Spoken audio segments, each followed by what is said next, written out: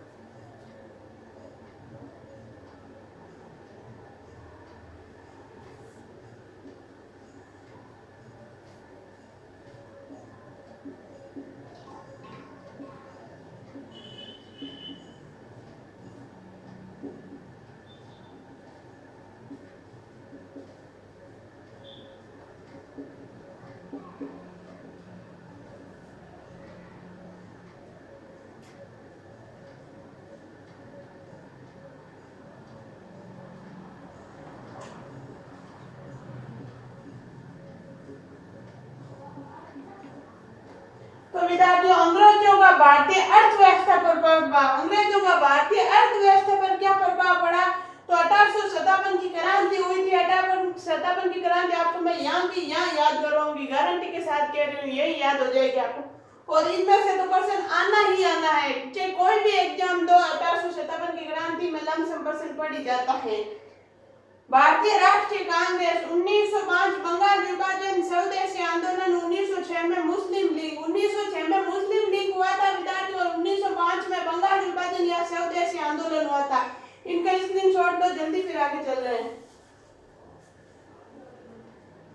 ले लिया होगा, क्योंकि अभी इसमें कोई समझने वाला कुछ है नहीं। अभी तो आपको नोट्स बनाना है ताकि बेसिक तैयार हो जाए।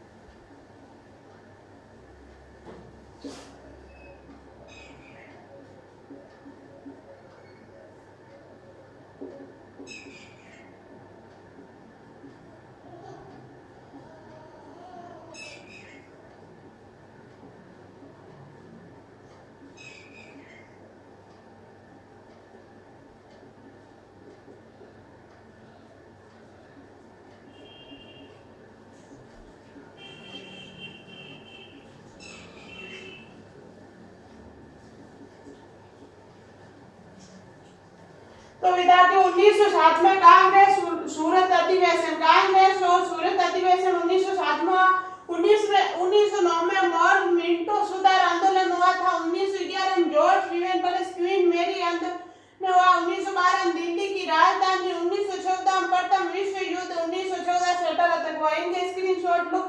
इनमें समझने वाली कोई बात है नहीं, मैं जो लिखा रही हूँ सीधे सीधे आप लिखते जाओ, फिर हम समझने वाली बात समझेंगे। अभी तो ये बेसिक तैयार करा रही हूँ मैं, क्या क्या हम पढ़ेंगे इसमें भारत के इतिहास में। जल्दी स्क्रीनशॉट लो, ले लिया होगा आपने। 1907 कांग्रेस सूरत अधिवेशन, 1909 मॉल मिंटो सुधार आंदोलन, 1911 जॉर्ज वी प्लस क्वीन मेरी, 1912 दिल्ली की राजधानी, 1914 प्रथम विश्व युद्ध, 1914 से 18। आपने ले लिया होगा स्क्रीनशॉट। चलो आगे चलते हैं।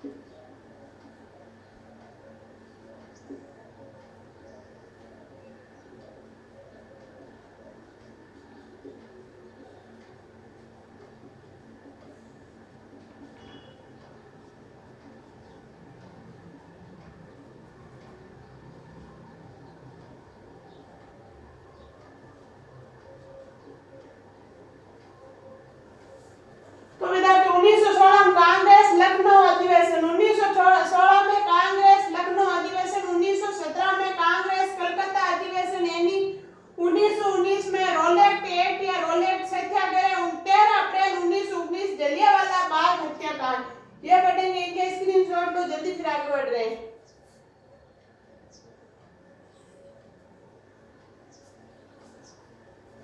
ले लिया होगा आपने। चलो आगे चलते हैं।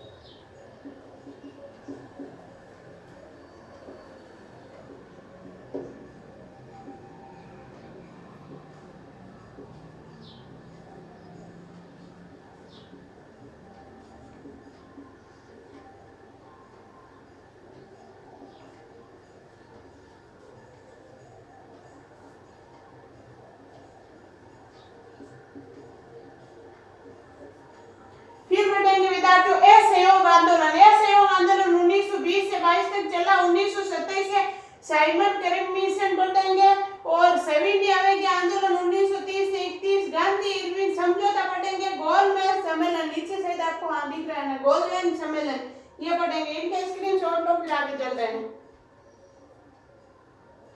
ले लिया होगा असहयोग आंदोलन 1927 में साइमन कमिशन, सविनय आवेगी आंदोलन, गांधी इरविन समझौता, गोलमेज सम्मेलन, ये आपने स्क्रीनशॉट ले लिया। चलो आगे चलते हैं।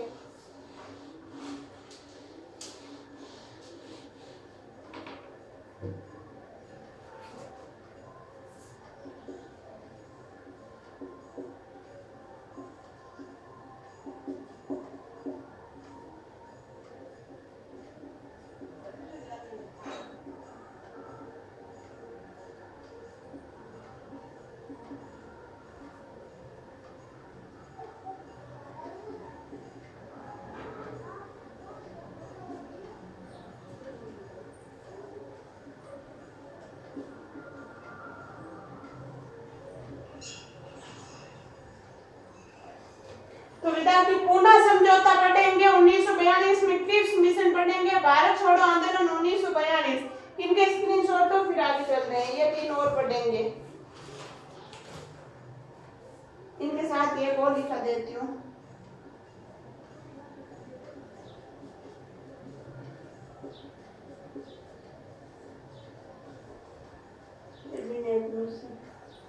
तो विद्यार्थियों ये और पढ़ेंगे 1946 कैबिनेट मिशन,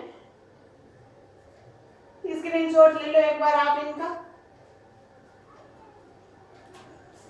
ले लिया होगा। तो विद्यार्थियों हमने प्राचीनतम भारत या मध्यकालीन भारत या आधुनिक भारत तीनों के बारे में तीनों के बारे में चर्चा कर ली। हम पढ़ रहे हैं भारत का इतिहास, हमने कल शुरू किया था भारत का इतिहास पिछली क्लास में, तो उसमें हमने पढ़ा था प्राचीनतम भारत का इतिहास, मध्यकालीन भारत का इतिहास और आधुनिक भारत का इतिहास। आज मैंने करवा दिया, ये हमारे बेसिक तैयार हो गए विद्यार्थियों। अब हम पढ़ना शुरू करें। चलो इनके स्क्रीनशॉट आपने ले लिया होगा।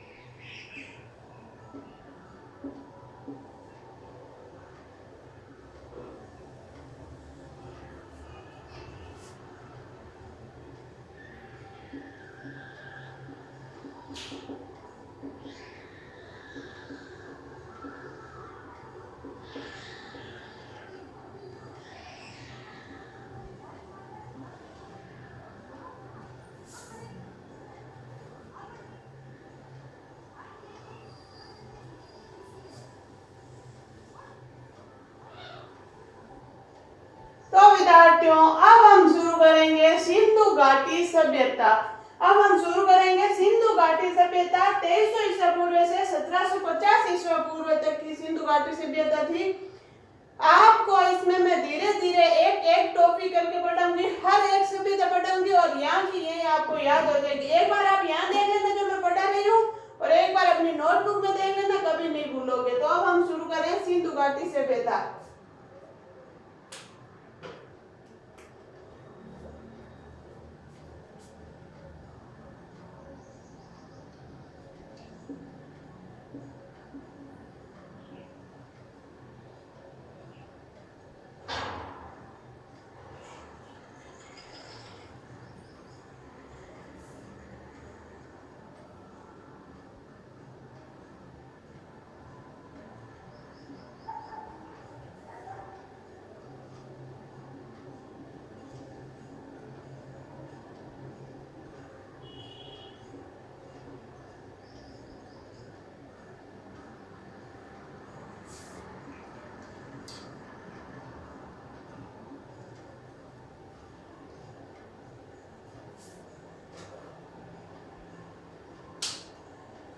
तो विद्यार्थियों यहाँ तो पूरा आएगा नहीं, तो मैं एक बार ये हटा रही हूँ। भारत का इतिहास आपको पता चल गया, यहाँ हेडिंग गई है तो भारत का इतिहास पूरा हटा के लिख रही हूँ,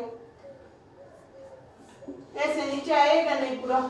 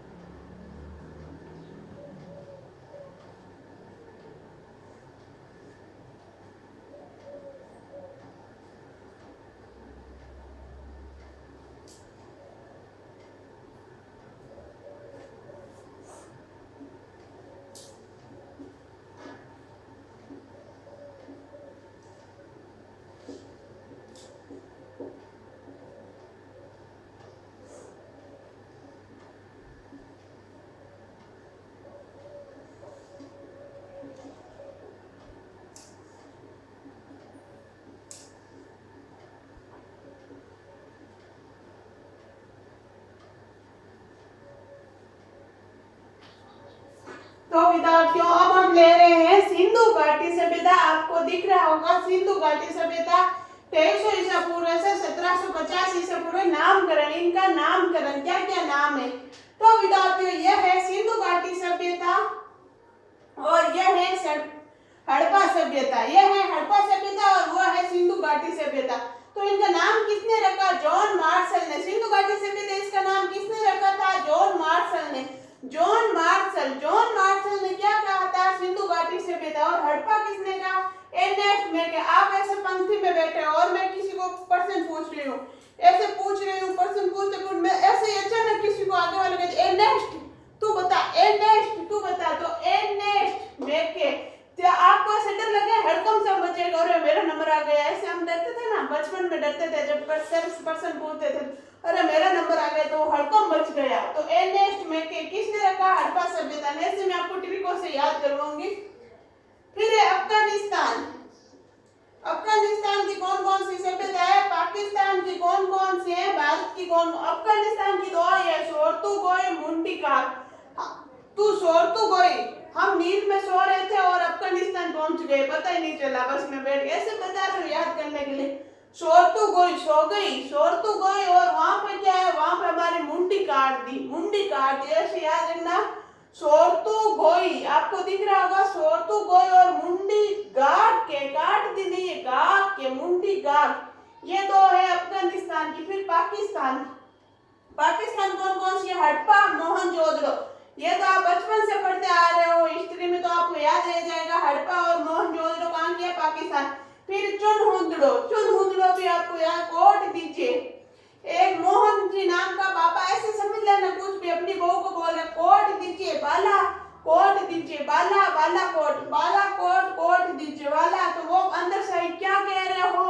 तो बोल रहे कुछ नहीं, सूद का गेट नोट, सूद का गेट नोट दे दे। वो बाबा बोल रहा है मैं बाहर बैठ के, ऐसे बूढ़ा टोक रहा है, वो बोल रहा है और अल्लाह जाने तुम्हारा क्या होगा, सुनाई नहीं दे रहा है तुम्हें। ऐसे याद करने के लिए थोड़ी बहुत ट्रिक लगा रही हूँ, देख लेना। फिर इसमें पाकिस्तान ने क्या किया? हड़प्पा है, मोहनजोदड़ो है, चंदहुदड़ो है, कोट दीची है, बालाकोट है, सूद का गेटनोर है, अल्लाहिंदिन नाम का ये है 7। ये 7 है पाकिस्तान की। फिर भारत की मैं अभी और लिखूंगी बहुत, यहाँ अभी मैंने 2 लिखी है। जम्मू एंड कश्मीर में क्या है? मांडा, और पंजाब में रोपड़, बाड़ा, संगोल। पंजाब में बैठी बैठी रो पड़ी, वो कहाँ रो रही है? बाड़ा में। संगोल, संग हम ही चले गए बोलने के लिए, संगोल। तो रोपड़ बाड़ा पंजाब में, रोपड़ बाड़ा संगोल, रोपड़ बाड़ा संगाल। वो कहाँ बैठी रो रही है? बाड़ा में, कुछ बोल रही है और रो रही है बैठी बैठी। ये है पंजाब में। ये इनका स्क्रीनशॉट लो, फिर हम आगे बढ़ रहे हैं।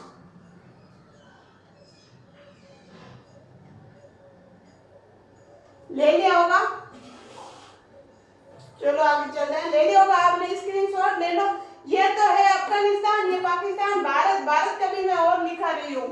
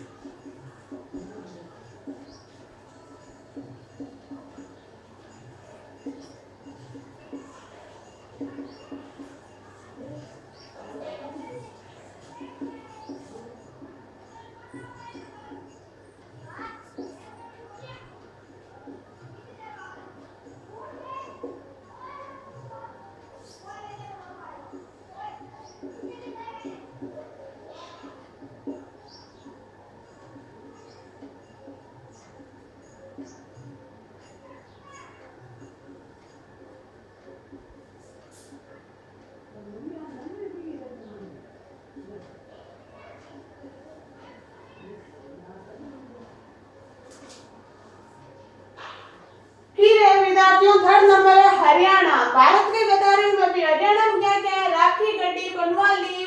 आप ऐसे लिखते जाना, ऐसे मत लिखना अलग से। आपके जो आपकी नोटबुक में तो आ जाएगा, क्यों नीचे से लिख लोगे।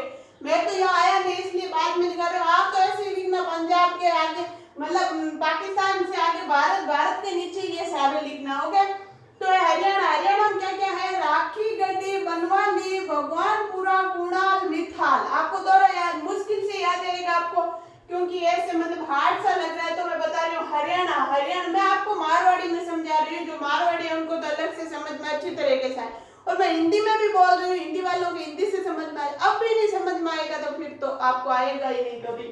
हरियाणा, हरियाणा क्या है, राखी गड्डी बनवाली, भगवानपुरा, कुणाल, मिथाल। क्या है, राखी गड्डी। एक कोई लड़की है, उसने राखी गड्डी, राखी बनवाली। राखी बनवाली किसके लिए, भगवान और कुणाल के लिए। भगवान और कुणाल के लिए साथ में क्या लिए, मीठा फल। मीठा फल भी लेकर आई है। किसी लड़की ने राखी बनवाली, भगवानपुरा और कुणाल के लिए साथ में मीठा फल लेके। तो ऐसे याद रख लेना, राखी गड्डी बनवाली, भगवानपुरा, कुणाल, मिथाथल। फिर राजस्थान, राजस्थान में तो एक ही है, कालीबंगा, आपको याद रह जाएगी। फिर गुजरात, गुजरात में क्या क्या है, लोथल, रोजड़ी, रंगपुरा, धोलावीरा, सूरकोटड़ा। याद नहीं रहेगा तो मैं बता रही हूँ, लोथल की रोजड़ी का रंग पूरा का पूरा धोला। लोथल की रोजड़ी का रंग पूरा का पूरा धोला। रोजड़ी मतलब होती है नील गाय, जैसे मारवाड़ी में नील गाय को बोलते हैं रोजड़ी, नील गाय होती है ना उसको। तो लोथल की रोजड़ी का रंग पूरा का पूरा धोलावीरा, सूरकोटड़ा। लोथल की रोजड़ी का रंग पूरा का पूरा धोला, सूरकोटड़ा। ऐसे याद रखना, लोथल, रोजड़ी, रंगपुरा, धोलावीरा, सूरकोटड़ा। फिर यूपी, यूपी में एक है आलमगीरपुर। आलमगीरपुर, हम जाके यूपी में आलम, आलम यूपी में गिरपुरी। आलम, आलमगीरपुर है यूपी की। और एमपी, एमएच मतलब तेहमादाबाद। तेहमादाबाद एक ही है यहाँ का, मध्य प्रदेश का। सॉरी, ये क्या है, एमएच का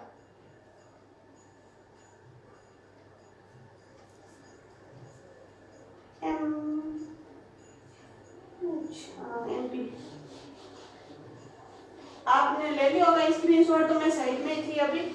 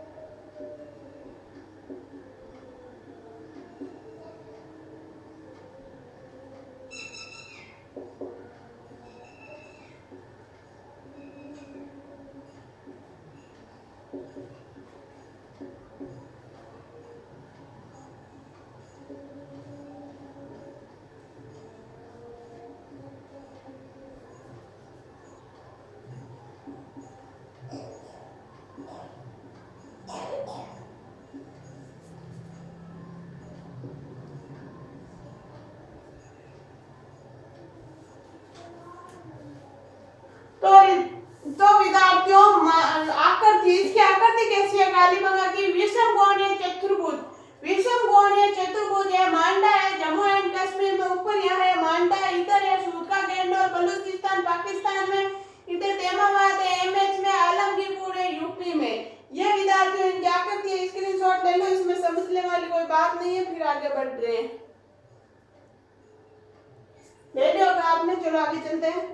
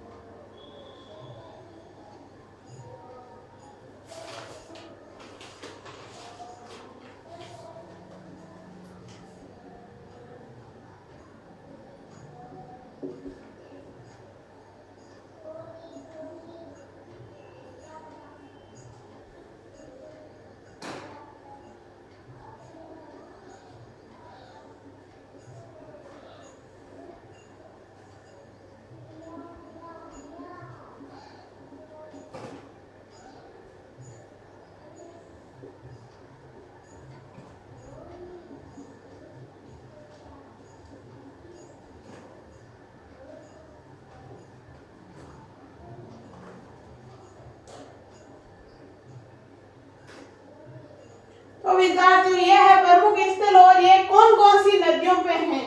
तो हड़प्पा है, रावी, मोहनजोदड़ो है, सिंधु, चुनहुचड़ो है, सिंधु, सूत्रगेरनोर है, दासक नदी, मांडा है, चिनाब नदी, रोपड़ है, सतलज। इसमें कोई समझने वाली बात नहीं, स्क्रीनशॉट लो, जल्दी लिख लेना। ले लिया होगा आपने।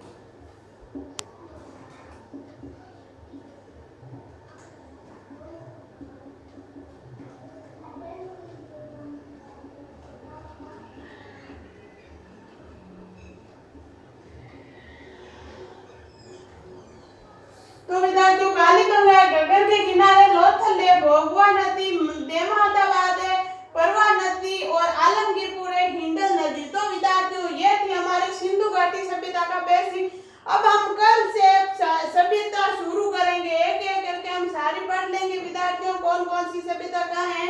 तो आज के लिए इतना ही। अगर आपको मेरी क्लास अच्छी लगती है उसको लाइक, शेयर और सब्सक्राइब करना बिल्कुल नहीं भूलना। धन्यवाद।